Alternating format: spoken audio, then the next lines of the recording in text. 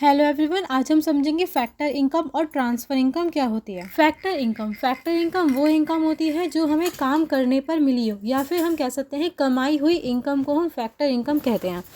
Transfer income वो income हो गई जो हमें बिना काम करे मिली हो या फिर बिना मेहनत करे मिली हो, उस इनकम को हम ट्रांसफ़र इनकम कहते हैं। जैसे मैं एक टीचर हूँ, मुझे टीचिंग करने के लिए सैलरी मिल रही है, वो सैलरी मेरी फैक्टर इनकम है। दूसरी तरफ अगर बच्चे अपनी नानी के घर जाते हैं, वहाँ से उन्हें पैसे मिलते हैं, वो पैसे उनकी इनकम हुई, लेकिन वो कैसी इनकम हुई? Transfer income. वो इनकम उन्हें बिना मेहनत किए मिली है, बिना काम करे मिली है, वो इनकम ट्रांसफ़र इनकम कहलाएगी।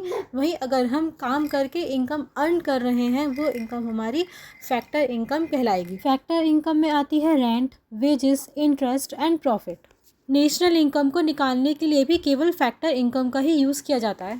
ट्रांसफ़र इनकम में आते हैं gifts in cash, scholarship, pension,